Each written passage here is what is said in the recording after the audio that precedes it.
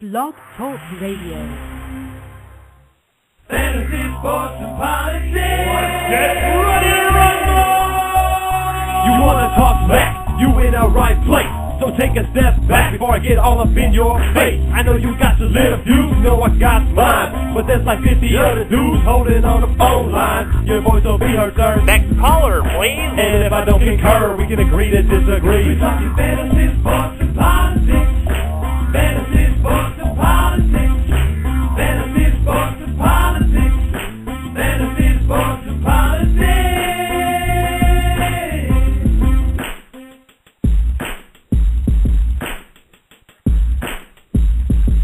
Ladies and gentlemen, welcome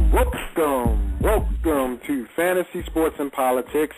It's me, it's your boy FSP, Vic in the building, bringing you the most entertainment and information known to man. Let's start it off like this. I love football, I love baseball, I love boxing, I love wrestling, I love it all. But I got to do one thing before I introduce my co-host. One thing. In honor of a man that they did a lot of good things in life. You know, he did a lot of bad things as well. I'm talking about Randy Poffo, better known to the world as the Macho Man Randy Savage. Oh, yeah, dig it. And if you don't know him by that, he told you to snap into a Slim Jim. Oh, yeah. Well, Randy Poffo just recently passed at the age of 58. Reason was a possible cardiac arrest while driving. And he ended up slamming into a tree and subsequently passing away. He and Hulk Hogan were contemporaries, along with Ricky the Dragon Steamboat, Ric Flair. He's held the then WWF World Heavyweight title, as well as Intercontinental title, as well as the WCW heavyweight title, and many more. But some people might remember him because of the biggest fraudulent wedding ever known to man. Vince McMahon pulled it off with him and Miss Elizabeth, who's also passed. So here's a little history about that and Randy Savage. And that actually was the main event of the SummerSlam pay-per-view that year. After they finished all the matches, they set up an altar in the ring. They set up a whole stage, and they did a complete wedding ceremony in the middle of Madison Square Garden. That was the big soap opera wedding for pro wrestling. And with that soap opera wedding, many really thought that Miss Elizabeth and Randy Savage, this was before the whole scandal about wrestling being fake and all that came out, but everyone thought that Randy Savage and Miss Elizabeth were really married. She was his manager or his whatever you want to call her for the longest time, and there was a relationship there. Unfortunately, as time went on, they split for various reasons, and she got involved with Lex Luger, and subsequently she passed away as well. She passed away of an overdose, as Lex Luger, the total package, was a barbiturate and all that dealer for athletes, sports wrestling athletes, because that type of stuff is rampant in the sport.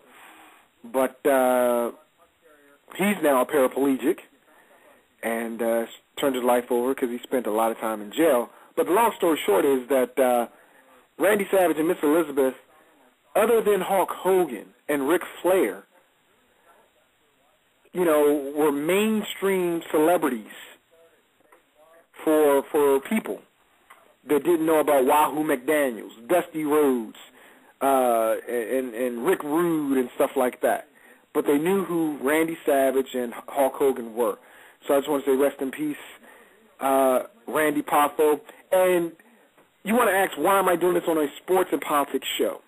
For those of you that did not know, Randy Savage was actually a part of the Chicago White Sox and St. Louis Cardinals minor league baseball teams before he became a wrestler. So his father was a pro wrestler. His brother, Leaping Lenny Poffo, or a.k.a. the Genius, if you go back that far in wrestling. Their father was a wrestler, but Randy decided to go a different route, and he actually was drafted by the White Sox. He was born and raised in Chicago, and, went that route but didn't make it to the big leagues, and he went to wrestling and made it huge. But with that said, I want to bring in another huge guy that's not quite 58. Maybe he is. I don't know. But he's not having a heart attack no time soon. It's my co-host, the Master, Jerry. What's up, Jerry? Oh, yeah. Yeah, I used to watch it quite a bit. I remember when Miss Elizabeth came on the scene. He was a character in his day. He happens to be just a year older than myself, so it really hits home. I'm 57, he's 58. So the madness is running wild. That's one of his favorite sayings besides what I just said, oh, yeah. So that wasn't a recording? That was actually you? Oh, yeah. That was me. Oh, wow. Okay, you went in the character. All right, brother, go ahead. So, yeah, I used to watch wrestling habitually. I was addicted. At one time I was addicted. In the way back, years back when my grandson was younger, we used to watch it together. So it's and Randy Savage is one of the ones we used to watch too. So it's tough to have these characters and personalities pass away, but it's inevitable. I mean, we're born and we start passing away as soon as we're born. So it's some sooner than others. This is true, my friend. But let's move on to some other information and entertainment news. Sure. But again, we want to thank Randy Poffo, a.k.a. Macho Man Randy Savage, for his contribution to mainstream media, entertainment, and the character he brought to a lot of folks. Anyway, on today's show, we've got a great lineup. It's a packed lineup, to be honest. It's very packed. Today, here's what we're talking about. The NFL lockout continues thanks to a St. Louis Circuit Appeals Court that believes the NFL has a strong case for locking out the players. We'll talk about that, get some sound bites from Drew Brees, Von Miller, some others. We're also going to talk about the Big Ten. If you have not heard, the Big Ten is looking to somewhat, quote-unquote, pay its athletes for play. That's what some people are shaping it as. We'll talk about it here, pros and cons. We're also going to talk about Russell Westbrook. Was he right in the attitude he had after he was pulled from the last game of the Western Conference Finals between OKC and Dallas? Some say yes, some say no. We'll give our opinions and explain why. Also on today's show, we're going to talk about those playoffs, the Heat and Bulls. It's getting ugly in here. We're going to talk about that. And like I said, it's a packed show. Boxing. Boxing's on the plate right now. We're going to talk about Bernard Hopkins versus Louis Pascal, round 2. We're also going to talk about a fight that's going on actually right now in Moscow between the top cruiserweight in Moscow, Lebedev, and Roy Jones Jr. That's right, Roy Jones Jr. went back down to cruiserweight. That's the only title he had never held on his way up to heavyweight. So now he's trying to prove that he can still be a player in boxing and capture the one title that he eluded him on his way up from his beginnings as a boxer. With that said, Jerry, I'll let you pick the subject matter we're going to talk about first. Well, since What do you want to talk about? Since you talked about boxing last, let's start with it first. Okay. Right now, ladies and gentlemen, there are a couple of boxing cards going on. There's one going on in Moscow that includes Roy Jones Jr. Now, Roy Jones is a heavy underdog in this fight. I'm just going to let you know he's a heavy underdog. I believe he's 41, and the punching power of Lebedev is outstanding. I'm just going to say outstanding. I would be surprised, even though this is a cruiserweight fight, I will be surprised if Roy Jones does not get knocked out in this fight. The issue is this. That Roy Jones, he's about the same age as Hopkins, but they lived different lifestyles and they fight differently. Roy Jones, just like Floyd Mayweather, his speed is his asset. And at age 41, taking hit after hit after hit after hit and having lackluster performances in his last two fights, the last one being against Bernard Hopkins, I don't think there's anything left in the tank. This kid Lebedev is a puncher. He's a puncher, and he will probably lay the wood onto your boy Roy Jones. Do you even think Jones, who's 54-7, does he stand a chance in this fight today? No. I don't even know why. This is the best cruiserweight in the world, from what I understand. Yes, he is. And 42 is what Roy Jones Jr. is, and I don't think he's going to be able to. I'll be surprised if he lasts 8 rounds. I think in order for him to take this fight any further than the first couple of rounds, he's going to have to do some running and, quite naturally, not get hit by a major blow. But just like you alluded to earlier, I think Roy Jones Jr. is quite naturally past his prime. And I think he's closer to embarrassing himself than being considered a legitimate boxer anymore. Okay, when you say, embarrassing himself, do you think it's going to be another Shane Mosley type fight? Like Shane pretty much was defensive and ran away from Manny. Pretty much that's what he did. But Roy, again, just like Shane's speed was his asset, and he had decent punching power. Roy had decent punching power. He had speed, but he's been embarrassed the last couple fights that he's had. I mean, literally, he was knocked out by a little no-name before he could fight Bernard Hopkins. And Bernard Hopkins, at age 41, 42, Bernard's like, 49? My bad. Bernard's 49 years old because he's about to break the George Foreman record if he beats Pascal. Right. So I guess a 48-year-old guy at the time, 47, 48-year-old guy at the time, was outclassed and outboxed by a defensive boxer. Bernard Hopkins is a defensive boxer. He's not known as the executioner, but he's more known for his defense. And now, Roy steps in there trying to prove a point that he can box with the best cruiserweight in the world. Happens to be Russian, happens to be a hard hitter. I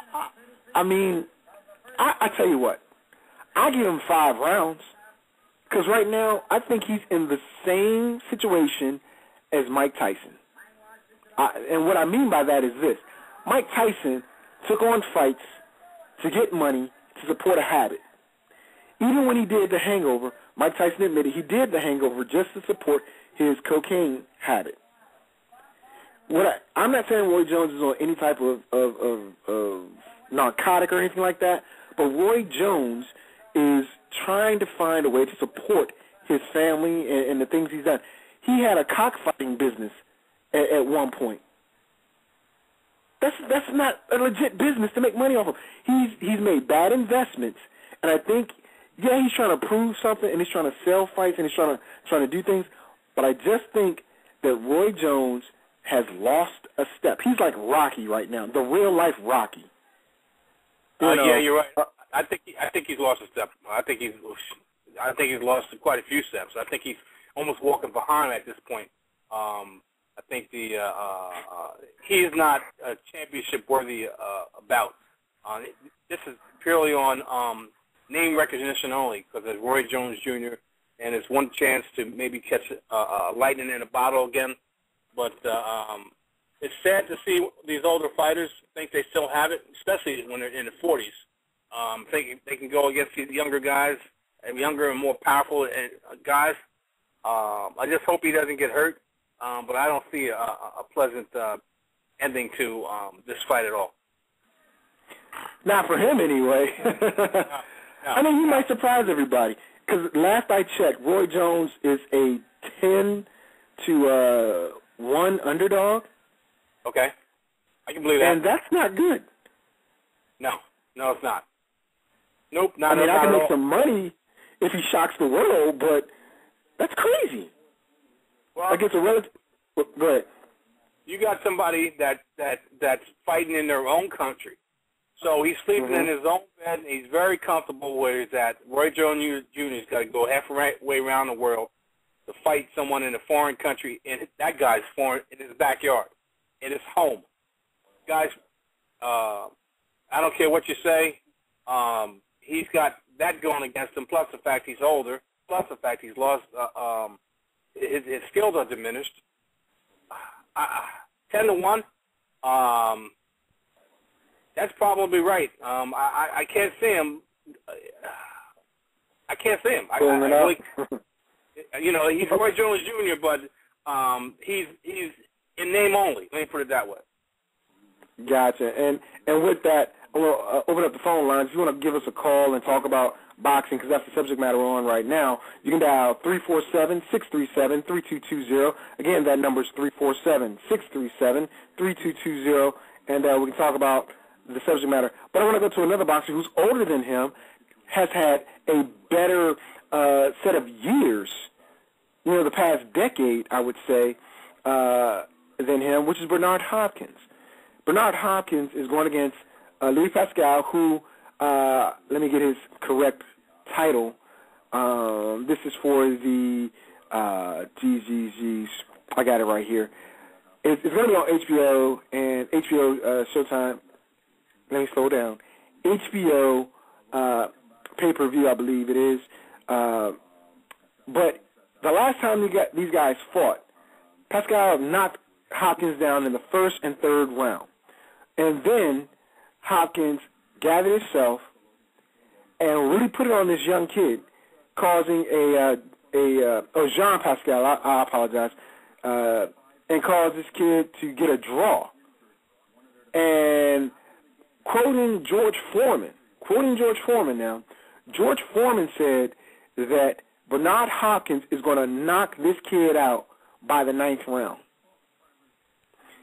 Now, Hopkins, as I said, he's a defensive boxer. He said that the last time they fought, he didn't put the pressure on early enough, and that Pascal proved to him that once he started to press him, he couldn't handle it, and he plans to knock the kid out. Hopkins is 48 years old, 48 and a half years old, something like that. He's going after the record for George Foreman, because George Foreman knocked out Michael Moore in 1994 at the age of 48 years and some change, or 47 years and some change. And here's the lifestyle of Bernard Hopkins. He goes to bed at 9 p.m., he doesn't eat junk food, he doesn't have alcohol, he doesn't smoke. He has a 5-mile run every day. He eats very, very, very conservatively. What I mean by that is a lot of vegetables, a lot of green stuff. He eats protein and stuff like that, but he doesn't have a lot of it. Even at his advanced age, he can still hit just as hard as some of these old guys. He hasn't taken a lot of blows to his head, giving him issues that a lot of these boxers have, like I think Roy Jones has picked up.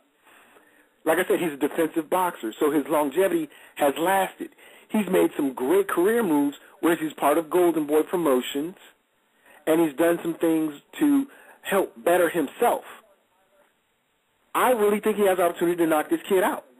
I really think so. It's not his style, but I think he can. Pascal, he's ripped. He's a nice built kid, and he has very good hands, but I think he's going to get knocked out. What do you think? This is a very, very tough fight so they wound up in a draw, so that tells you right there they're pretty well evenly matched. Supposedly very well evenly matched. You tell me that Pascal, I didn't see this last fight, but supposedly Pascal knocked Hopkins down. And, yeah, he knocked him out in the first and third, and still got a draw. Okay. I would say, due to that fact, and the fight's in Philly. The fight's in Philly where Bernard Hopkins is born and raised and lives. Well, I'm going to have to go against my better judgment here. I always like when a fighter is fighting, especially in their hometown. Bernard Hopkins is, regardless of what he's been doing to keep himself fit, diet-wise and exercise-wise, he is what he is. He's older. He's 40, almost 50, damn near 50 years old. I would have to say I would have to go against the younger guy, man. He knocked him down a few times. I know that each one of them learned something from the last fight, but I would have to go with the younger and stronger Pascal. That's my call. But okay, if I was a betting man, I wouldn't bet this fight. But you are. Yes, you would not bet the fight. I would not bet this fight. For the simple fact is, it's too close to call. In my opinion, it's too close to call. And if it's too close to call for me, I like to think like to have the odds in my favor. I don't think the odds in my favor in this. It would be too much of a, even though it's a gamble, it's too much of a gamble for me. Well, right now the line is 9.5. The over/under is 9.5, and it's a 12-round fight. So what you're telling me is you believe it's going to go the distance, and you're not sure either way, but you think it's going to go the distance. Yeah, I would think yes, I think it's going to go the distance. I don't think that anybody's going to get knocked out here. Short of a stoppage of the fight, I think it's going to go the distance. Quite naturally, if someone gets an accidental headbutt and gets cut in the head, a severe cut around the eyes or something like that. Well, you know Hopkins likes the headbutt. Yeah, so short of that, I think Pascal's going to win this on a split decision. So, but like I said, it's too close to call. But I would go with the younger man. But I wouldn't put any money on this. Not me. No. Okay. Well, I would go with Bernard Hopkins because he's got the hometown crowd. I think he's the veteran that Pascal needs to improve himself. Pascal's a nice young guy, nice young kid. I mean, he's very smooth. He has power.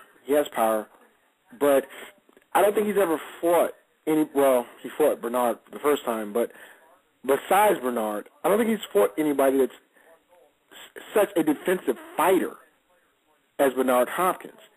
You know, Bernard can take a punch, and, you know, his defense shows that the punch that's supposed to be a power punch really didn't affect him too much. Now, yeah, he got knocked down twice, but I think after he got those two knockdowns and he ended up getting a draw, that he discovered what he needs to do to beat this guy. And I'm just going to say it. I would say it's not going to go past 9.5, which is 10 rounds. I don't think it's going to go the full 12. That's just me. Okay. All right, ladies and gentlemen, we talked about boxing. Let's move on to, you want to say football for last? We'll say football for last. If you like. All right. Well, here's what I'm going to do. Since we have the master on the line, and he loves the ponies, we're talking about the Preakness. Everybody says Animal Kingdom is supposed to be the odds-on favorite for this upcoming Preakness. Well, there's somebody that thinks otherwise. I think more of it's the quick turnaround from the Kentucky Derby. In his 5 races, Animal Kingdom has had an average of 60 days rest between races. Now it's a 14-day turnaround off a career best. Even his trainer, Graham Motion, said he's not sure how he'll react. So, Animal Kingdom, who, you know, is going for that Triple Crown, if I'm not mistaken. Mm-hmm. You know, it's just like an athlete. I mean, well, horses are considered athletes that race, but can you provide, and I believe that the Preakness is shorter than the Kentucky Derby. I think it's like a mile and a half. Mile and 3/16. Mile and a half. 3/16. Mile and a quarter is for the Kentucky Derby, and the Preakness is a mile and 3/16. Okay, 3/16. And the Preakness is on grass, correct? It's not dirt. No. All of these Triple Crown races are on dirt. They're on dirt. Okay. Well, like I said, Jerry loves the ponies. Talk to me about Animal Kingdom and your thoughts on the Preakness. Well, you heard the soundbite that you had there. It says the quick turnaround. This horse has never had a quick turnaround before. This is the quickest it's ever had, which is 2 weeks, off a career best. It was a slow Derby, which was a slow time. I don't think he can do it. You know, I had talked to you earlier off air that I liked one particular horse, but I looked at the numbers again and very carefully, and it's apropos that the one horse that I like in this race, that I think is going to win this race, would be the part of the guy who just passed away. The horse called is Macho Man. That's the name of the horse. The horse is coming off at 6-1. It's out of the 9 hole. He got. Oh, that's a great spot right there. Yes, he got the third place in the last one. And look, from what I'm looking at here, it looks like he's progressing up to a big race. I'm picking Mucho Macho Man. I originally had thought because of my pick last race was dialed in at the Kentucky Derby, but he got squeezed back to last. His last 2 fractions were the quickest of any horse in the race. He finished from 19th. He finished 8th, which is picking up a lot of room, but he lost to the winner by 7.5 lengths. I think, even though I do like dialed in, from what the numbers I'm looking at, I think Mucho Macho Man is primed for a big race here today. That's who I like. I like Mucho Macho Man on top of Dialed In, Animal Kingdom, and a couple of other horses in here that I may want to put in, Sway Away and Mr. Commons. So we'll see what happens. But Randy Savage, part of his name is the Macho Man. I hope whoever bets on Macho Man gets mucho dinero today. Well, I'm going to bet on him because I'm going to do it just for the Macho Man. But we got a caller. Caller from 973. We're going to bring him on the air. Caller from 973. Welcome to Fantasy Sports and Politics. Please state your name and your claim to fame and what it is you want to talk about. This is Jeff the Joker. How you guys doing? What's up, Jeff? How you doing? Right. Okay. Talking about the Preakness. Yeah, I follow horse racing a little bit. You're a Jersey guy, so I better watch out on that one. I'll tell you. Them Jersey guys, man, we like the whole ponies. That's right. And I'm a North Jersey guy, so I like the trotters, but I like the thoroughbreds too. But the Big M up here, the Meadowlands Racetrack, is probably best facility in the country for harness racing. But I try to follow some of the big thoroughbred racing. Personally, Animal Kingdom at 2-to-1 odds, I think those odds are lousy, very lousy. I mean, yeah, he won the Derby, but it wasn't a strong field, and he doesn't have the greatest track record or pedigree. So maybe I'd put money on him, but definitely not at 2-to-1. A lot of people like Mucho Macho Man for the Derby and had a strong showing, and he's 6-to-1 for the Preakness. But now this is why with horse racing you got to research. I haven't fully researched, but I've done some. Roughly half the horses in the Preakness were in the Derby and half weren't. And that was only 2 weeks ago. And the way thoroughbred racing is at this point, they don't usually race horses every 2 weeks. They usually, now it's more every 6 weeks. So I like some of the horses who weren't in the Derby, the horses that are a little fresher. Todd Pletcher has a horse that didn't race 2 weeks ago. I mean, he puts plenty in the Derby. And the Derby is such an odd race. I mean, there's so many horses there. It's like a stampede. Dance City is Pletcher's horse, 12-1, and probably the horses in this race who weren't in the Derby, probably Dance City is probably strongest. So that's who I'm liking for the Preakness. Maybe not to win, but at 12-1, if you bet to show, you're still going to get something. I mean, bet a heavy favorite like Animal Kingdom to show, you get nothing. It's like, what's the point? You know what I mean? You're right. Well, here's what I'm gonna say. First of all, I can never figure out your phone number, so I suck. But because I should know all my guys' phone numbers by now. But you know what, Jerry? Mucho Macho Man on one particular site is a plus 100 on the money line. So, on this particular one line, I think I'm going to bet that. So, and he's going against Dialed In. So they're saying that Dialed In will come in ahead of Mucho Macho Man. Okay. So, at a plus 100. That, like I said before, when we talked to Fair, that's the horse that I liked. I liked him in the Derby, and I liked him originally here until I looked at it. And and the reason well, I shouldn't say reason. I'm going against my reasoning because he did have the fastest last two fractions in the Derby of any horse in the field, and he did go from 19th to the 8th, and he was closing. Even though it was a slow field, which is even harder to close on because everyone's going slow. It's harder to close on a slow field than if a faster field, cause most of the time. When horses are going faster, they don't go fast for the whole race. They slow down, and whoever is a closer picks up those horses.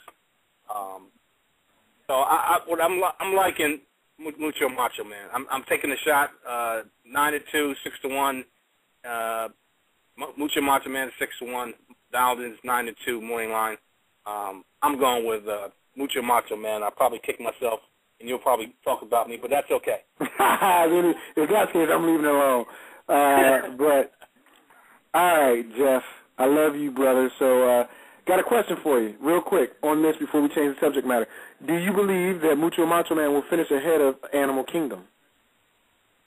There's a very good chance of that. Very good chance of that.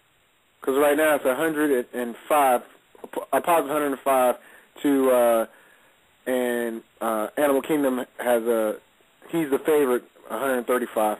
Because there's one site that I'm going to, they don't let you place for show and all that other stuff, but it is what it is.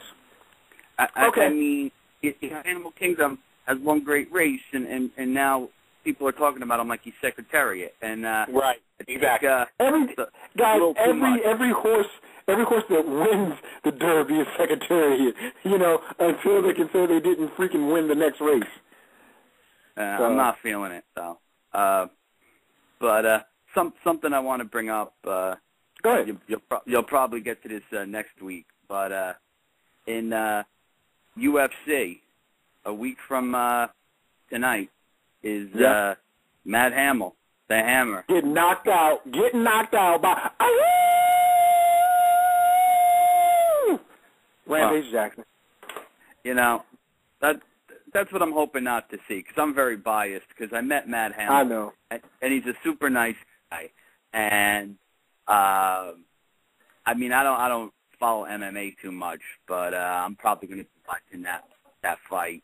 And you know, I met Hamill a couple of years ago, and I didn't realize he's been winning that much and moving up the ranks. But the fact is, I guess he had one big win over Ortiz, and you know, he's a substitute for this. He wasn't originally going to be on UFC 30, but he's which tends to happen, filling in for an injured guy. But yeah, a lot of people are going to be rooting for Matt Hamill. I'm one of them. But you know, win or lose, he's still a winner. So well, I'll tell you what. You're right, because he moved up very quickly in the rankings because he had a couple of great wins where he was expected to lose. So now he's actually, if he beats Rampage, he'll be in line to get a title shot. So here's the way it's breaking down. Rashad Evans is not fighting Bones Jones because Bones Jones tore a ligament in his hand. Okay, because that was supposed to be the title fight of this event, but it got pulled. No, Frankie Maynard and Frankie Eggert and Maynard were supposed to be the title fight, but Jones has a ligament tear or whatever, so he can't fight Rashad Evans for the title. So the winner of this fight is going to end up fighting Rashad to see who fights Bones Jones when he comes back from the injury for the title. So this is a big fight for Hamill. But yeah, next week we'll talk about that. Yeah, you're right about that. Next week we're going to talk about that. But let me get into some of these other things. We have a lot of sound bites I got to get to. Basketball. Let's do basketball because I got a lot of sound bites on that. Everybody in the sporting world that follows the NBA playoffs, whether it's the casual fan or it's the avid basketball fan, recently saw the blow-up that Russell Westbrook had after being benched for the entire fourth quarter and his response after the game. Some folks felt that it was inappropriate. Some folks said, okay, well, he handled it well. Here's what Westbrook had to say about the whole situation. I think the problem is that, you know, you guys are worried about, you know, how am I playing and, you know, what my numbers look like, and instead of worrying about what our team is doing. See, he's not worried about all the rigmarole. He's worried about the team. Now, you guys saw what happened.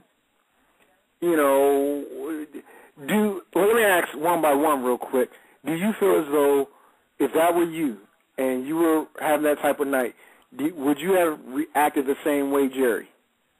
Yes, I would have reacted the same way. Not to say that would have been right, but I would have reacted the same way. In fact, I would want my point guard to react that way. That he'd be pissed off not to be able to get back into the game. I don't want him to be passive. I want him to be aggressive. But with all that being said, he can't dispute. I can't dispute if it was me. I couldn't dispute because we won the game. So I got to portray myself being as a team guy. I can't think of me being me only. So we won the game, and I gotta come back and play better next time. Okay. So that doesn't happen to me again. Okay. Jeff, what do you think? I mean, I'm getting a different impression from that. I mean, the fact was, I mean, he was cheering for his teammates when he was out of the game, and after the game, he tried to diffuse the situation. And Jerry and I were talking a little bit about this on Thursday. I think strategy-wise, NBA teams sometimes do things a little differently in the playoffs just because it's a unique situation because all year long you play a team once and you're probably not playing them again for a month, if not more. And then in the playoffs, you're playing the same team at least 4 times. So I think teams try to mix it up a little bit sometimes in the playoffs. Like last year when Nate Robinson got hot for Boston, Doc Rivers was smart enough to keep him in because he was hot, probably because they weren't prepared for them. They didn't match up well against them, and it might have cut into some starter minutes. Hey, the guy's hot like that. You don't take him out. Yeah. Yeah. So, you know, I'm not the Stroke situation. I think he handled it well after the fact, and I'm not thinking it's a big deal. Well, I agree with you to a point. I think that he. I think if you look at his performance, he had 4 turnovers, costly turnovers, in a tight ball game, and the young man that came in, you know, he led the team. Even Durant and the coach and Westbrook said that the young guy that came in took care of the ball. He led them to the win, whereas Westbrook was a little erratic. And Jerry and I talked about this off air, that Westbrook takes more shots as a point guard than he should. He's like the new Allen Iverson without the plaits. You know what I mean? So it is what it is. But Rick Carlisle had something to say about the team defense, and I thought I uploaded it, so let me refresh my screen real quick. I love you, Blog Talk Radio. I thought I had all my stuff set. But anyway, basically what he was saying was that the defense for the team was rather lackadaisical, and it allowed that young kid to come out and do what he did to them. Oh, my bad. I got it right here. Here it is right here. They've been much more opportunistic coming up, being able to convert loose balls into baskets. So we've got to be more aware and come up and scoop those up more often. And look, they've got some guys that are difficult individual matchups. So we got to do a better job on. And that would be, we were just talking about the ability to adjust or get a hot guy because you weren't prepared for him. Now, that's another thing that Tyson Chandler talked about. Going into the 2 first series, we were definitely focused and ready to go. Having such a long layoff that we did, I think we lost our concentration on, how we were winning basketball games. And it's just about getting back to it. It's not something I don't think that we can't get back to. We definitely can. Now it's just about doing it. So would you guys attribute the second game to, like Tyson Chandler said, the long layoff after they, handled their business in the first game? Well, Dirk handled his business in the first game. Would you agree with Tyson Chandler's assumption, Jeff? I don't know. They're professional. They should be prepared for almost anything. So, I don't know. That's my feeling. Okay. Jerry? I would think it would affect them in the first game versus the second game. You have a tendency to knock the rust off in the first game and then play better in the second, and it seemed like they did the opposite. Even though they only lost by 6 points, Kevin Durant didn't have a monster game, and mainly the bench of the Oklahoma City Thunder carried the day. So 50 points. They scored 50 points. 50 of that 106. Exactly. So they carried the day. So Dallas isn't known for a overly great defensive team anyway. Their main thing is their offense is their defense, and they play serviceable defense because of Rick Carlisle now. I see this thing going 6 games. So, I mean, because I like Oklahoma City Thunder, I think that they have the young legs to do this because Dallas is an older team. They're not a real young team, so I like the Thunder. We'll see what happens. I mean, we got a game going today, and then not another game until beginning of the week. So we'll see what happens. Well, I'm picking Dallas to win it all. I changed Miami. The Heatles, if they get past Chicago, they're not going to win it all. It's going to be Dallas. But I'm going to get to that game in a second. I really wanted to talk about this because this is a very exciting matchup here. When you look at everything that's going on, I think even though the NBA is headed to a lockout, just like the NFL, it's going to be just as exciting as the NFL was, because you saw how the Packers and had a run through the playoffs, and this Super Bowl was rather exciting. I'm wondering, is it the fact that there's a lockout looming that these players and these teams are deciding to give the fans and the sport the best seasons that they've all had in the most recent years, because baseball's headed to 1-2. And, we're not even near the All-Star game, but it looks like it might be a lot of upstart teams making a push. But, hey, that's just my thoughts on that. Upstart teams in the NBA you talking about? Huh? Yeah. Like, even though, okay, we know the Thunder used to be the Sonics, but they're the Thunder now. So it's an upstart team. And then you got Chicago, who hasn't been in this position in, 10 years? And the Heat, even though they got the Heatles, and Dallas has been there, and they've got a lot of older veteran players, but getting Tyson Chandler and Sean Marion and even Brendan Haywood, we like to call him Brenda when he was in D.C. because he didn't have any heart, but hey, he is who he is. Getting all those players have had a big impact on the way Dallas has performed this year. Honestly, well, I'm telling you, look out for Dallas. I hate to be continually pounding my own drum or beating my own drum and pounding my own horn. I mean, blowing my own horn. But in the beginning, before these playoffs started, I said this is what I wanted to see: Oklahoma City Thunder and the Chicago Bulls. Fresh blood in the playoffs. I think a lot of people want to see that. Maybe not draw. I'm almost saying this verbatim from last time I said it before. Yeah. It's not going to be a huge draw because these are young guns and people are used to a tradition in the NBA. But the number one, number two scorer, number one and number two in the, if I'm not mistaken, an MVP this year. I think that would be pretty exciting to see these young guns and some fresh blood in the finals, and I can see it happening, and I think it's going to happen because I don't think Miami's going to get past Chicago. So, well, we know you're old, but it's okay. Jeff, I'll let you talk about that before I move on to the Heat Bulls series. What do you think about this matchup between Dallas and Oklahoma?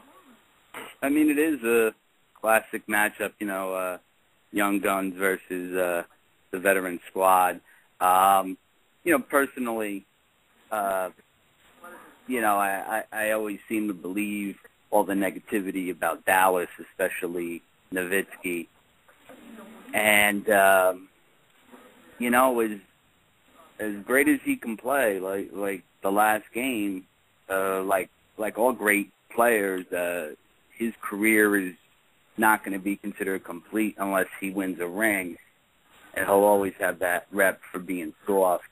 But the thing is with Dallas, they got, guys like Nowitzki, Jason Kidd, these guys have been bridesmaids more than a few times. And I don't like to get into psychology too much, but, that maybe that's going to give them a little extra focus because they realize how rare these opportunities are. You know what I mean? Yeah. That might give them a little extra edge over OKC, but they still got a lot of ball left to play. But it's an interesting matchup. So, and a lot of folks still think the NBA is insulated, and that's what people are saying after the lottery. And yeah, I was going to let y'all talk about that Thursday. And I'll tell you that this year, it seems the playoff series are going a lot shorter than usual because it seems some years every series would go 7 games, and it was ludicrous. And for a team to win a game, to finish a series, Game 6 on the road was almost impossible. And it's happening now because the new blood, and that's the way I look at it. Yeah, I'm glad because the reason why a lot of people, and not just the usual conspiracy theory folks, were thinking for years the NBA was manipulated, it wasn't just the bad calls. It was a lot of bad calls that consistently always went in the same direction. That's what it was. Yeah, you know what I mean? And that's not happening now because you don't have that start. Well, you have the start treatment with the Heat, you know, but you don't have it anywhere else, you know. So I think that's a good thing. Like you're saying, the bad calls aren't being called. Series are getting sped up. It's more exciting for the fans. You can like buzz right through it. But since you talked about that, I wanted to bring up the Michael Jordan factor with the Bulls. Right now, you know, the Bulls are getting looked at like there's no respect for them, and it's like them against the world. And Derrick Rose had this to say about that. This is a big game coming up because it's our next game, and it's going to be definitely a hard game, especially going into their arena, and they're a great team when they're playing in there. But we just got to stay together. It's us against everybody. And not only that from Derrick Rose, we talked about this last week. Somebody needs to step up for the Heat because Haslam stepped up not the Heat. Haslam stepped up for the Heat.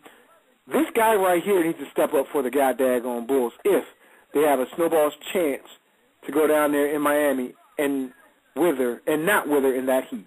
Got to be Carlos Boozer. The Bulls signed him to be the second offensive option in the playoffs. He played great in Game 6 against the Hawks, and if he does that in this Miami series, it's going to get the Bulls a long way, specifically in that matchup against Chris Bosh, because if Boozer outplays Bosh and the Bulls slow down James and Wade, what else do the Heat have? And we played that soundbite last week, but it's apropos because Chris Bosh has pretty much been silent in the first couple games, but so has Carlos Boozer. Boozer had a decent game last game, but it wasn't, you know, jaw-dropping. So what do the Bulls have to do when they go down to when they go down to Miami and try to get this game? Jerry, and then Jeff. Well, what surprised me, I'm not a Chris Bosh fan for one. I've stated it multiple times on this show and on a Crew show. But he did get 30 points, which helped the Heat to win in the first game, which was a big surprise. And I think the reason why he got that because the Bulls were keying in on Wade and LeBron. He was a little toned down in the second game. And he only got, I'm not exactly sure what he got in the second game, but and LeBron and Wade took up the scoring. Carlos Boozer is surprising me. I thought he would rule the day, but I think what's happening here is it's a front line by committee, meaning Carlos Boozer, Joakim Noah, and Todd Gibson, which happens to be a big key, Todd Gibson. His length and his quickness and his explosiveness off the jump is a major problem for the Heat. That's why I'm picking the Heat. I'm picking the Bulls because the fact is that the front line, including Boozer, each one of them are able to have a decent to a big game because the fact is the Heat doesn't have anybody that can contend them on a regular basis. Bosh is very soft, and he's more of an offensive versus defensive player. So, but Boozer, he definitely has to step up. Okay. I think Haslam stepped up too. You know, he's that presence off the bench. But valid point. What you got, Jeff? You know, it's tough. I mean, the thing is with Chicago, they might feel disrespected, which is, maybe a nice little logical boost. But unless you're the Lakers or the Celtics, the NBA team has to be good for a couple of years before they, get on the map pretty much. So this is a resurgence for Chicago. They've been lousy for a while. But needless to say, you already said it, Boozer. He really needs to assert himself because he was on the bench for significant time the last game, and all year long you've been hearing about him, and it just makes me think. I used to think about this with the Yankees when, the Yankees would overpay ridiculously for overrated free agents, and I'd think to myself, just because you give a guy a lot of money doesn't make him a great player. He still might be a good player, and then he's struggling with the pressure of having that, that salary, and with Boozer, he's getting Hall of Fame money, and really not playing up to that. Maybe I don't know. I just my gut thinks it's going to be Miami going to win it in 6 or 7. But maybe Chicago could beat them with their depth, maybe. But the knock on Miami is lack of depth, lack of role players, and then there's that guy whose name I can't even remember comes out of nowhere and has a great game. If Miami can win that, they can play maybe. Yeah, you got to love the NBA playoffs. You see things like that. These guys come out of nowhere sometimes. Okay, well, we talked about those 2 series, and I told you I changed from the Heatles to the Mavericks. I think the Mavericks are going to win it all, but we'll see tonight. And real quickly, before we go to football, I have one thing I want to ask, especially you guys being in Jersey. The 1918 World Series.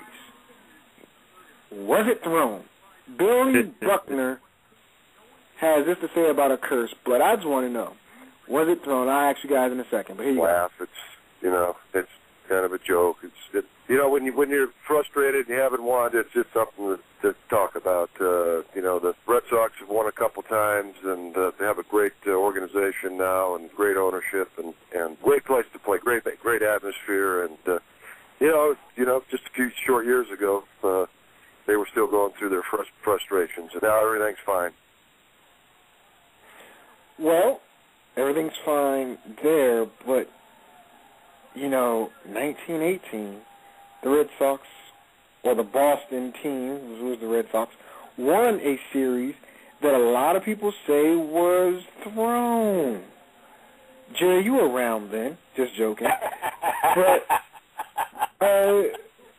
what's the deal? And we got a caller from the 661 in a minute, so I'll bring that person on in a second. But what do you think about that? If it hasn't been substantiated, only suspected, I have to let it go, and I don't think anything would. You can't make anything of it. If nothing's been substantiated, then it's only speculation. Spoken like a true New York Yankees fan or Mets fan. What you got, Jeff? Okay, you mean the 1986 series? There's talk that was thrown? No, 1819 or 1918? One of them daggone. Well, okay, one of them. The Black Sox scandal. That was substantiated. Now, what wasn't substantiated was that the White Sox threw the series the year before. Okay. And now there's stuff dug up now. I mean, at this point, it'd almost be impossible to prove because I think almost everybody involved with that is deceased at this point. But, the 1919 series, that was thrown. That's a fact. That's not even a theory. I mean... You sure? Oh, yeah.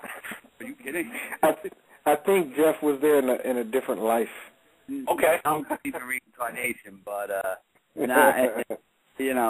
was, substantiated, and then they had to bring in a strong commissioner to clean house because baseball was going to lose all credibility and become less popular if everybody thought it was a work. Great players, Shoeless Joe Jackson, and a lot of other very good players, careers were ended.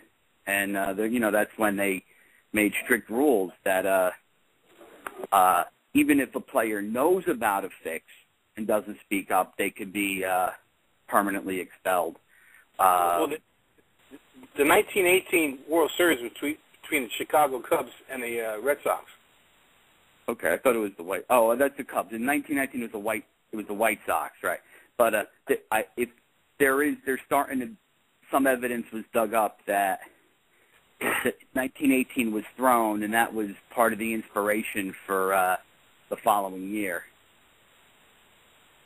Well, you know, I wasn't around then. I just brought it up because I saw it, and I was like, are they talking about the curse again? Okay, two things. I got 30 minutes left of live there, all right? And I want to get into a big topic. So we're going to save the lockout for last. You going to answer that call? They hung up. Okay. Here's what we got. Right. Big Ten decides they want to give their players extra money. Jeff, have you heard about this? Well, that's news to me. Okay. All right, here's the deal. For those that have not been following the news as of late, the Big Ten has decided, or they're really strongly leaning toward, giving their athletes on scholarship an additional $3,000 stipend as a part of their contract with the Big Ten Network. The Big Ten has a network that showcases all the sports in the Big Ten, and they've received a lot of revenue. And they're trying to get the focus pretty much off of Jim Tressel and Ohio State, in my opinion, and they brought up the idea of giving their athletes an additional $3,000 for spending money per year. What are your thoughts on this? Now, I told Jerry about it so he could research it a little bit because it's a big topic. Because we talked about this last week, literally, this exact same thing last week, and then it comes out in the news Wednesday. So somebody's listening to the show in the Big Ten. Kudos for us. But, Jerry, what do you think? And then we'll go to Jeff. I'm going to read it, 3 paragraphs. And these are quotes from the Big Ten president, Jim Delaney. 40 years ago, you had a scholarship plus $15 a month laundry money. The Big Ten president, Jim Delaney, recalled. Today, you have the same scholarship, but not with the $15 laundry money. Accordingly, Delaney is considering a proposal that would pay Big Ten athletes cash between $2,000 and $5,000 for living expenses such as clothing. The money for such payment would come from the over $20 million in revenues each school is garnering from the Big Ten Network. We talked about this earlier. This is unbelievable. Now, we're not just talking about football players, Nick. Not just talking about basketball players. I know we're talking about the entire program. Every athlete that's in the program. Now, a lot of these programs, the football and basketball carry them. Some of them, like we talked to, like in the Big East, like Connecticut, the female basketball team is the big draw in that school. Now, this is going to open up a huge can of worms. This is unbelievable that they're considering this, especially considering what happened with the investigation that's going on in the Ohio State football program and Jim Tressel. I can't believe it. I'm at a loss for words. Just like I was at a loss for words when you first told me that they would do this. I don't know how somebody was listening to our show. Somebody at the Big Ten was listening to our show because this is exactly what we were talking about them doing. Exactly. Yeah. And we brought up the Big Ten Network last week, and we talked about it briefly. But when you look at the revenue, and this goes to, and as I talked to Jerry about it, University of Texas has its own network now. So the Big 12, they don't get a piece of that money. If the Big Ten decides, and again, the entire NCAA has to vote on this, not just the Big Ten chairman and the administrators of the Big Ten, but the NCAA has to vote on this. But if it passes somehow, UT has a huge recruiting advantage over anybody in the Big 12. Anybody. Nebraska moving to the Big 10 now has a huge advantage. Players, the decision-making for players to go to schools or get into schools can pretty much hinge on that extra $3,000 to $5,000 a year that they're going to get just to play, lacrosse, swim, baseball, football, basketball. The bigger the program, well, the Big Ten has big programs, but if you look at it, is Purdue really a big program? Maybe. Iowa a big program? Lately. But you're looking at Nebraska, Ohio State, Michigan State. Who else is in there? Who else is in the Big Ten? Illinois. I mean, Illinois isn't a big draw.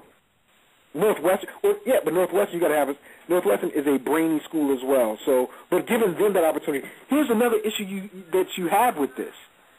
All the service schools, Army, Air Force, and Navy, they're not allowed to take part in that, even if it does pass. They're not allowed to take part in that. If this comes to light, because they're trying to say, okay, well, this can also help get rid of the boosters or the money under the table situation, or selling their jerseys or autographs for money or for favors. Right now, there's a kid, Coop, out of North Carolina, who's he's the second-rated player in the country right now. He's getting investigated by the NCAA because he went to an after-party in D.C. after the draft. Now, a drive from North Carolina to D.C. is about 6 hours, but they're wondering, how did he get there? Where did he stay? Did he have to pay for the entrance to this party? How did he get back? And stuff like that. Because these kids are using social media and they're posting the pictures from these events and stuff like that. It's a dangerous thing. But the Big Ten says, and it's smart because they make so much money off this revenue, but the Pac-10 doesn't have its own channel. The Atlantic Coastal Conference, ACC, they don't have their own channel, but their stuff's always shown on CBS or ABC or whatever. Notre Dame has its own contract with NBC. They set a precedent, but they're also an independent. So, Notre Dame, go ahead, Jeff. Notre Dame is in the Big East for everything except football. Except for football, correct. Right. They're not totally independent, but they're smart because they know they make a fortune from football, and they don't want to share it with anybody. Yeah, but that's what I'm saying. How does this set up how will this, if it does pass? Because they can say, well, just because they're independent, that means they can pull themselves in and out. Will that make all the teams in the Big Ten become independent, causing them to lose the Big Ten? And, then all the money that they get for the Big Ten games, that goes away as well? I mean, what repercussions are there for this? I mean, talk to me, fellas. Okay. I'll tell you the truth. I'm surprised this story hasn't taken off yet because I didn't see it. I mean, I see it now because I'm on my computer. This should be a top story on any sports site. I'm a little surprised because usually the conferences are just mini versions of the NCAA. I don't think this will get approved by the NCAA. And whenever people talk about athletes getting paid, one of the issues that comes up is, well, it has to be all the athletes, not just football and basketball. The thing is, I don't have a problem with those guys getting paid because those are the programs that make the money. With all due respect, it's not the girls' field hockey team that's filling a stadium. So, yeah, if they don't get paid and the football and basketball do, tough noogies, because that's what people buy tickets for. That's what people pay to see on TV. It's the money generated from the basketball and football that makes the other sports possible because they use that funding for the other sports. I don't see the NCAA approving this, and this would be terrific for people in the less popular sports. And the thing is, though, if you're a star basketball or football player, is $3,000 going to keep you in school? I don't think so. And that's the question. Seriously, that's the question. But it'll get you to that school. It's not But enough. it'll get you to a certain school, though, Jeff. It'll get you to a North Carolina. It'll get you to a San Diego State. It'll get you to a Big Ten school or whatever. It'll get you there as opposed. Let's say you weren't even looking at Illinois. Let's say you weren't looking at Illinois, but Illinois gives you this stipend and this scholarship over Florida State or over let's say Purdue, although Purdue's in the Big Ten, over Boise. Yeah, over Boise. Even though Boise's currently being a powerhouse and has an outside shot at a national championship, Illinois isn't. Could it be the deciding factor? Now remember, you got these young kids coming from nowhere, and they can send some of this money home to mama and papa or whoever to help take care of the family. I don't know. I'm just playing devil's advocate here. It's not that much money. I mean, some of that money is going to be walking around money, maybe money to fly to school and home a few times a year, stuff like that. I mean, it's a nice little perk. But and some star guys, I mean, if you're a star basketball player and you have a chance to be a first-round draft pick in the NBA, $3,000 is not going to keep you in school. And for a lot of reasons, I don't see the NCAA approving it, because if they allowed the Big Ten to do this, it would create an unfair recruiting advantage. It is a nice perk. It's something. I don't see the NCAA approving it. And, speaking of Boise State, and the thing I don't like about the NCAA is the hypocrisy and the inconsistency. I mean, Boise State just got in trouble for a lot of relatively minor infractions. I think they gave too many free pens or something. I mean, it's a whole laundry list. But the fact is, the stuff is still against the rules. So you're going to write up Boise State for giving out too many free T-shirts, but let Big Ten schools go with this stipend. I'm surprised it's proposed, and I'd be very surprised if it gets approved.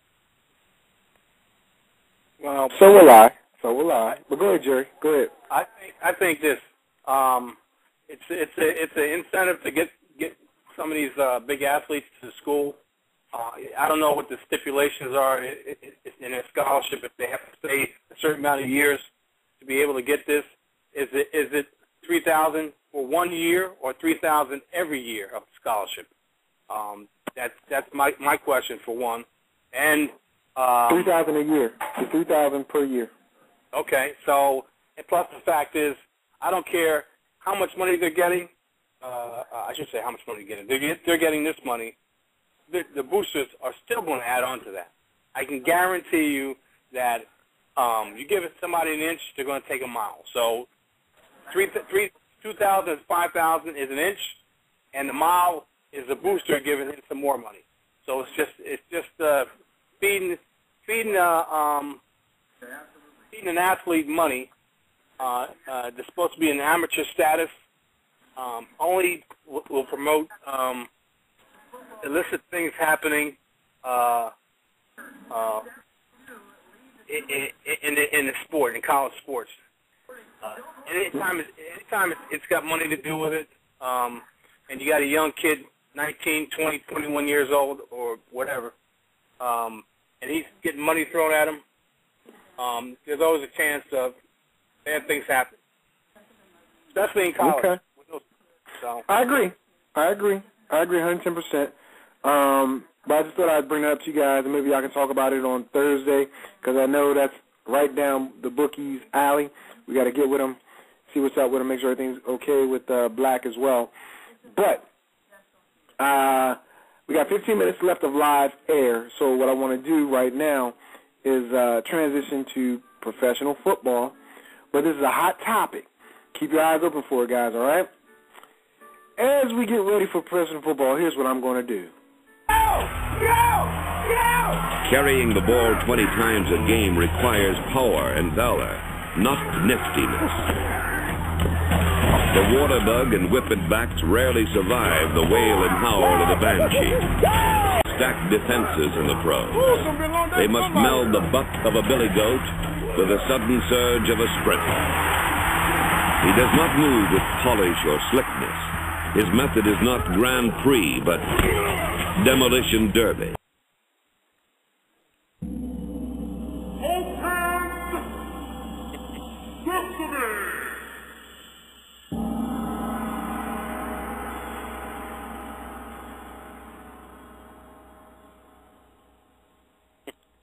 It's a lockout, ladies and gentlemen.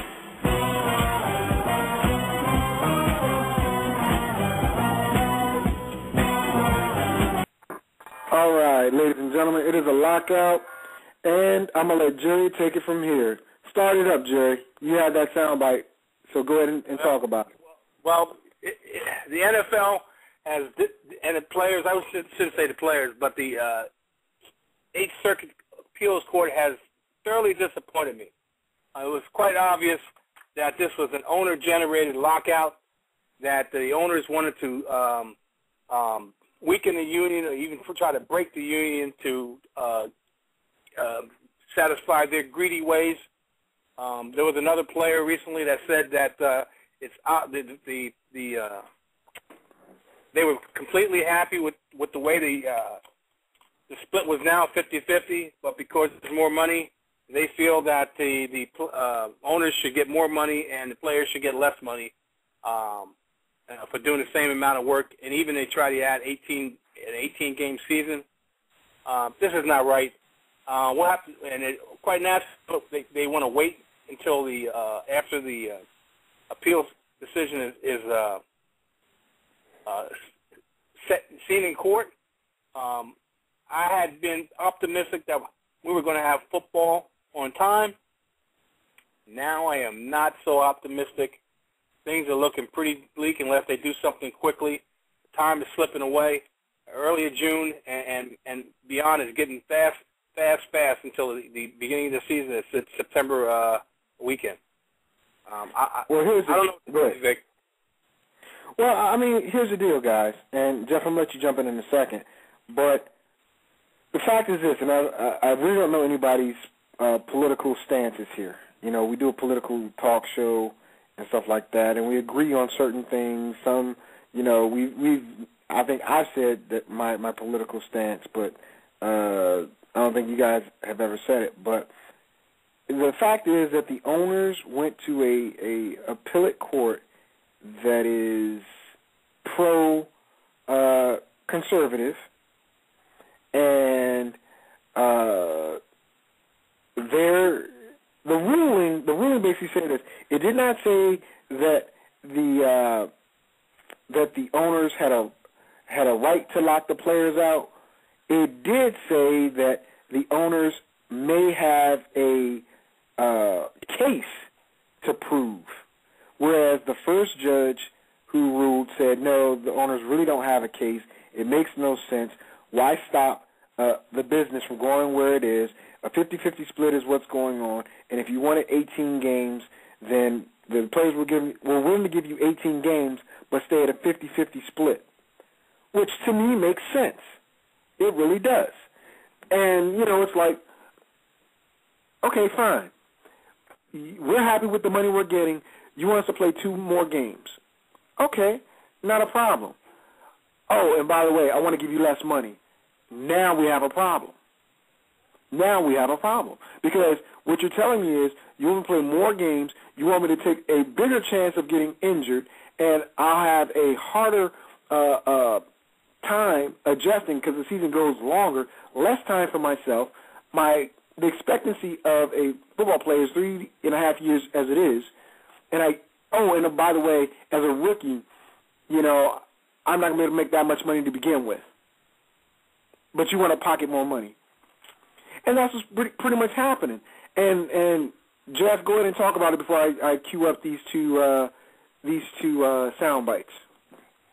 Well, it's obvious. This is all the owners. They would rather litigate than negotiate, and I got a bad feeling. So I still got to hope for the best. Well, I'll tell you this, man. the owners keep saying that the players want to litigate instead of negotiate, and I think it's absolutely what you just said, Jeff, that the owners want to litigate because they're the ones that took it to that appellate court. Now, granted, every person that loses a case has a right to appeal. Gotcha. I mean, but when you seek out a different state, a different area to submit your appeal because you know some folks that in that area or whatever the case may be, I don't know what it is, but you have a strong sense that you're going to win your appeal to lock people back out, that says something. But then again, on the other side, the players are seemingly winning the case of the $4 billion in extra money that the owners tried to get. Now, how does that play in with this current situation? Well, if that judge decides that, yes, that the owners were trying to, they were planning all along to lock the players out and they were going to keep their revenue going, and this was a plot in order to get the players to turn against themselves and blah, blah, blah, that goes a long way, but will it affect the decision of any court saying, okay, well, you know what, this court ruled this, so how can I rule against that? I'm not sure. But listen to what Drew Brees had to say about this. Because it's important to me. I feel like it's part of my responsibility. And I understand the sacrifices that former players made for me. I take that as a tremendous sense of responsibility to represent not only those guys, but the guys that I play with now and the guys that are going to come after me that I might not ever know or meet. And that's Drew Brees talking about, you know, why was he naming himself along with Tom Brady, Peyton Manning, and a couple other high-profile players in this lawsuit. You know, it's, I mean, these are the top-tier guys. Why should we even listen to those guys when they're making the most money? Well, here's a guy that's not in the NFL. Well, he's in the NFL now, but not really because he hasn't signed a contract. But he thinks that it's important to support the team and get some things done. No, I'm a big team guy, so I enjoy the camaraderie and being around my teammates. And I had to say that's the biggest problem with the whole lockout and thing, not being able to train with your guys and work with your guys. That's Von Miller, the number 2 overall pick of the Broncos. This lockout is going to suffer the nastiest repercussions, in my opinion, than the 94 lockout of baseball. The reason why I say this is because you have a lot of high-profile, super talented kids that came out this year. And they're suffering big time because they're not getting the training they need. They're not learning the plays and getting into, some of them not even getting into game shape because they're not participating in these off-field activities. There's a lot of stuff going on that they're not able to partake in. And when they get on the field for the first time with these guys that are supposed to be their teammates and have to get all this information crammed into their heads, it's going to be tough. Because think about it. There are people that are just ball players, and there are people that are ball players that are students of the game. That's a nice way of me saying there are jocks and there are athletes that think. Those that are just naturally gifted and don't really comprehend the complexities of the game, they may do okay, and then again they may not, because they need to know these schemes. Seriously, think about it. Von Miller is going to play not a down lineman or a rusher. He's going to have to go in coverage. And other people, such as that, like what's my guy that went to Buffalo? Marcel Darius. Yeah, he's going to a 3-4. He can play a D tackle or DN, but he didn't play that at Alabama. He's a smart guy, but he's an athletic guy too. But your boy, Fairley, I'm going to tell you the truth. Freddie doesn't strike me as a student of the game. I'm going to be honest with you. He does not strike me as a student of the game. Thank God for Ndamukong Suh and Kyle Vanderbosch being there,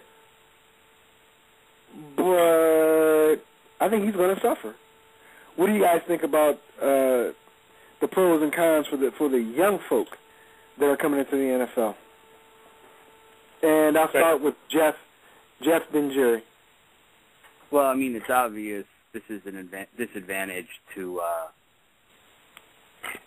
rookies and players who are new to a team, and also there's a lot of teams with new head coaches and new coordinators. Obviously, disadvantage. And I guess it's the teams that maybe cheat a little. We're going to make out all right, like the Redskins did in '87. It was revealed that they did cheat during that strike in '87, and that might be the teams that have the advantage, teams that aren't going through transition. But, you know, football has become a full-time 12-month-of-the-year job, and this lockout is cutting into that. So it's a mess. I mean, if it happened a few decades ago, it wouldn't be a big deal, but now it's 12 months of the year, so probably with our luck, they will make a settlement, and we're going to have to watch a lot of sloppy games at full price. I agree, but I don't agree with my Redskins cheating. I do not agree with that. But I heard what do you got? What's Well, Go ahead. Talk. Jeff? Oh, well, no, go ahead, Jerry. Yeah. Okay. What I could say. Sorry. Okay. I agree with Jeff. I mean, these guys are going to be behind the 8 ball when if they start the season on time. The rookies and any kind of free agents that sign. I mean, so in this case, you may not see as many free agents. It depends on what the rules are going to be.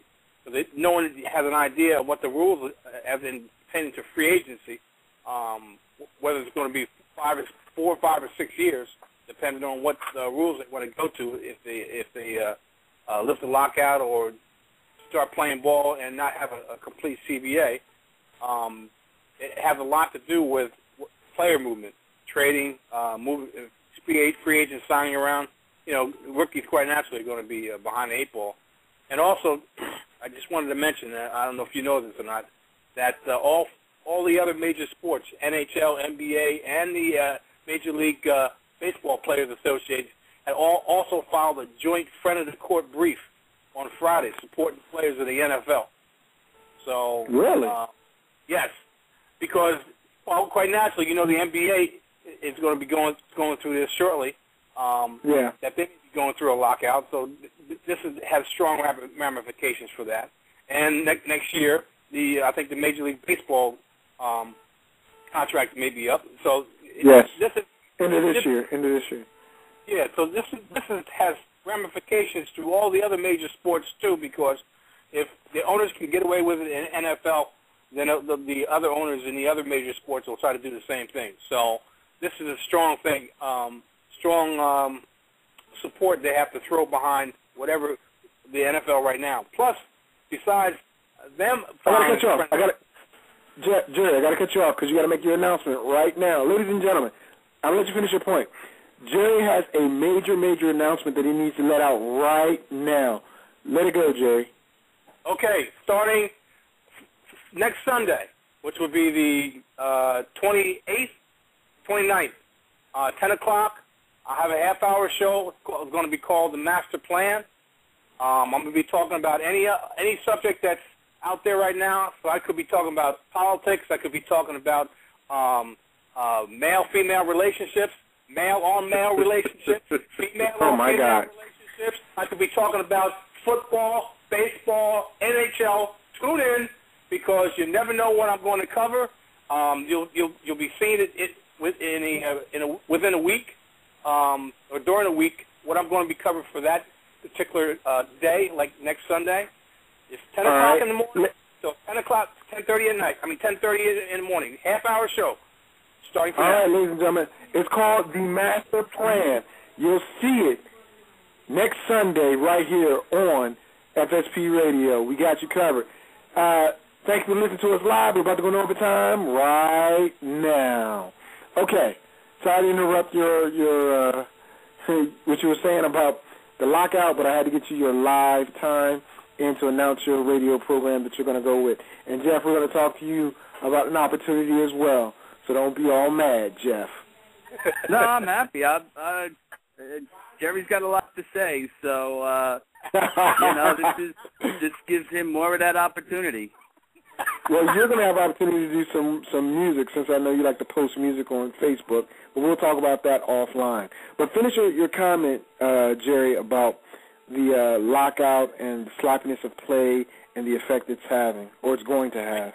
Besides all the other major sports players associations filing a friend of the court, there also was a sports fan coalition that also filed a brief, a friend of the court, saying that it's affecting the fans, and it's something that the fans, I guess the fans got together to have a coalition, and that this is affecting the fans also. So I imagine, besides all these venues giving these input to the circuit court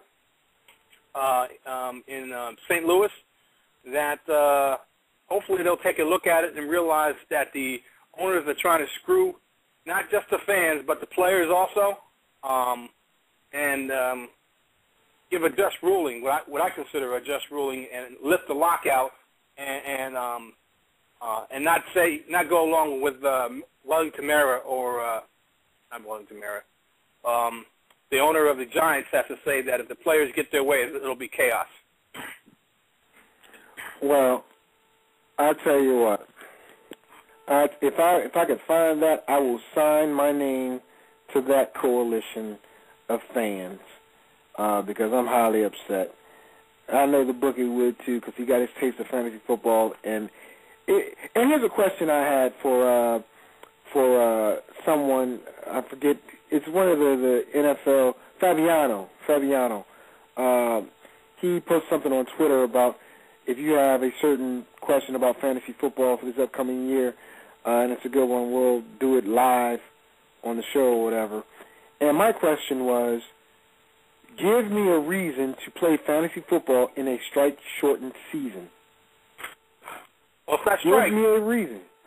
Give me a reason to play fantasy football for money or for fun or for anything in a strike-shortened season or a lockout-shortened season.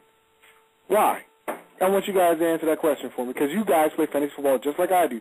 Why should I play if 4 or 5 games are not going to be played? Jerry. No, I'll go Jeff, then Jerry. I can't. If games are missed, it's really hard for me to make the case to play fantasy football. I mean, my thing is, last year I did pretty well. One of the reasons why was my off-season preparation, that's kind of how I got to discover Blog Talk Radio. And I'm still trying to stay on top of things because I'm not giving up hope yet. But I think if games are missed, a lot of leagues aren't going to happen because usually you schedule a fantasy draft at least weeks in advance. Sometimes you start. I start opening draft stuff now. I start my draft preparation now because I know Yahoo and ESPN start like in June. Right. But my point is, like, let's say you have to schedule a draft date. So let's say usually it's at the end of August. So usually in July you're sending a big group email figuring out what works for everybody. If this lockout goes on and then all of a sudden, they miss a game or two or whatever, and then they say, okay, now we're going to start the season in 2 weeks, you won't be able to schedule drafts on short notice like that. No.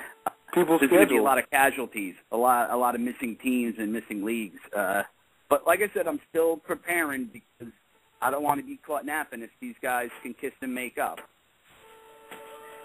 Okay. Jerry? I'm a fantasy football junkie. Whether it's 5 games missed, 4 games missed, I'll take the rest of the season. I can play it. The only problem is, just like you're pushing the players back, you're pushing anybody who plays fantasy football back. It'll be a time crunch. But I still would play it. I mean, it is what it is. You still have a series of games during a regular season. You still have a playoffs, and then whoever gets to the final, you still have the Super Bowl in the fantasy football. So no matter what amount of games it is, it's just. But give me a reason to play. Give me a reason to play in a strike-shortened season. Fantasy football. If you're into fantasy football, in my opinion, you can play it as long as it's not half the season. Then I consider it still worth it. I mean, you got 10 or 12 games, it's still worth it. You got 7, 8 games, then that's a different story.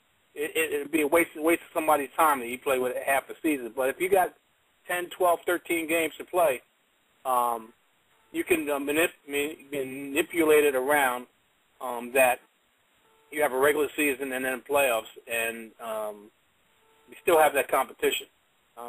Just like someone going to watch a football game that's in a short season, fans coming out to the stadiums. There'll still be fans coming out to the stadiums, and there still will be people playing fantasy football for the fact that it's fantasy football. Okay.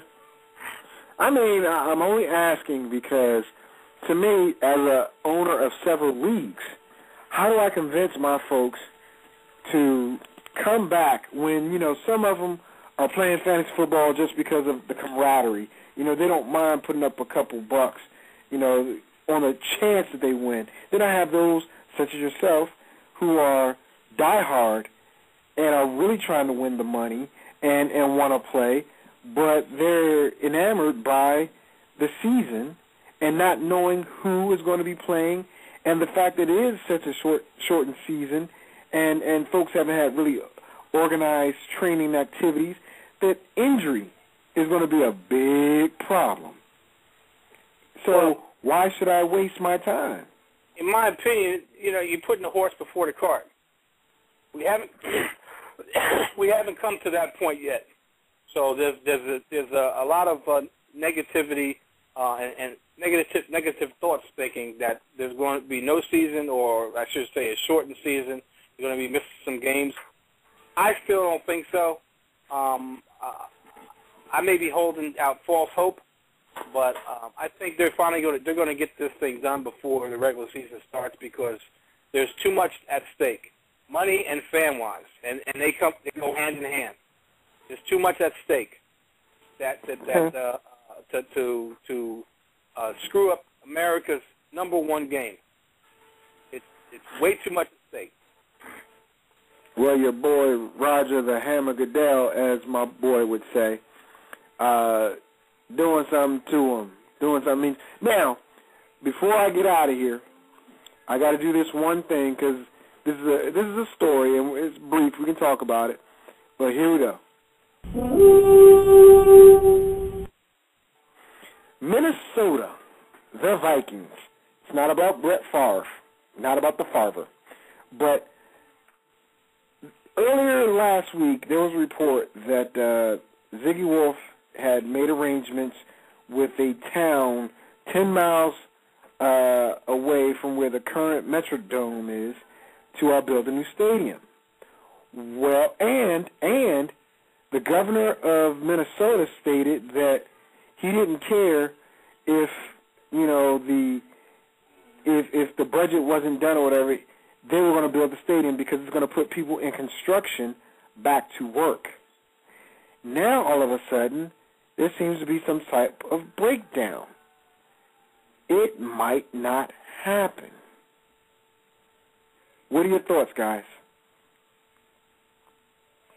Well, from what I understand, that they're supposed to use a lot of taxpayers. Supposedly, the first was no taxpayer money. Now they're looking to use taxpayer money, and they got a public backlash about that.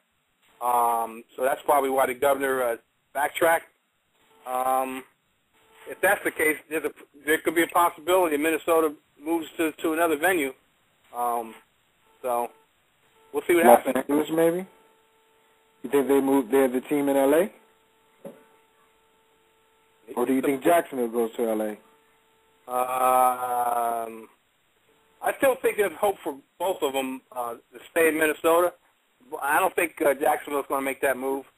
I don't know. I mean, we're at such a crazy point in sports now that, especially in football, that nothing would surprise me.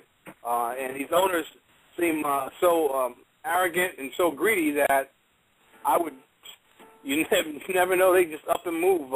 It'd be a shame to have a long-standing franchise that's in Minnesota move to L.A. L.A. Vikings? I can't even fathom that. Well, they wouldn't be called the Vikings, but what do you think, Jeff? Well, if you got a team called the Utah Jazz, there sure could be an L.A. Vikings. Good point. Good point. Look at, all right, another one, the Los Angeles Lakers. There's no lakes in L.A., but they moved from Minneapolis, which Minnesota's land of 1,000 lakes, and they never bothered to change the name. At this point, don't even think about it. I mean, what hurts Minnesota is the current economic climate, because that strikes me as a place where taxpayers would vote to pay for a stadium. And it cracks me up because this is why these men own NFL teams, because they know how to use other people's money. Why should Ziggy Wolf build a stadium with his money when he could build it with someone else's? This is why he's a billionaire and I'm not. His timing is poor. Personally, I don't like the guy because I thought he really screwed Mike Tyson, fired him after a winning season, and he didn't even wait until the day after the season. Tyson's wife found out about it on the radio. That's the kind of guy. Mike Tyson's wife. That's the kind of guy most of these owners are. To me, and this is a big if I owned an NFL team, one of the teams, like Buffalo, Jacksonville, or Minnesota that might be rumored to move, there's only one real NFL market that's open, and that's L.A. So I would want to be the first. Because after L.A., what are you fighting for? Portland, San Antonio? Thing is, with Jacksonville, they don't have, the same type of tradition as Minnesota. I'm surprised they haven't moved to L.A. already, because that's a huge market. After L.A., I think there's talk about Toronto, which I don't think is going to support an NFL team, but because it's such a large city, I think the third largest in North America, it's desirable. I don't think they're going to support an NFL team year after year, just because that's not a football, not just a football town, that's not a football country. Close to us, but it's still a different country. So, but these owners, they like to threaten to move, and I think I guess LA is the big threat. And you never know. I mean, the Vikings can move. It's more likely Jacksonville will, but eventually somebody's going to move to LA. Okay. Well, you know what I do, guys. I enjoy myself. I gets what I gets because I gets because I got. And because I gets what I got, I'm going to get some more information so we can talk about this at a later date. I want to thank you guys for coming on. As usual, Jeff and Jerry researched that Big Ten issue. Maybe something will pop up and it'll come on Thursday's show. Maybe Black will show up. We miss him. And for those of you listening, May 28th, Jerry's show, The Master Plan, comes online. 29th. Be on the lookout. It's the 29th, Vic. May 29th. Yes. May 29th. Sunday at 10 a.m. Eastern Standard Time. He want to do that male-on-male relationships. I'm not going to talk about it. I'm not going to be. I'm not touching it. Equal opportunity here. Absolutely. Not my road, but it's his. And he likes to do things like this with that equal opportunity. He likes to blow that horn. Anyway, I love Jay. I love Jeff. And to all our listeners out there, be on the lookout for the Media Radio Network. Jerry's show will be there. This show might be there. The Crew show might be there. And if Jeff complies, it might be the Jeff, I don't know, the Joker's Wild show coming. We'll talk about it later on. We'll talk about it. Ladies and gentlemen, I want to thank you for listening to us. We're here every Saturday, 1 p.m. Eastern Standard Time, live. If it's me, Jeff, or Jerry hosting, you know it's in motion. Then on Thursdays at 8 p.m. Eastern Standard Time, it's the Crew Show, FSP Crew Show. Jeff, Jerry, and Black bringing you entertainment and information as a matter of fact. And welcoming to the family, the Master Plan. Not the masturbator, but the Master Plan. Where they do this. They do this a lot on the Master Plan.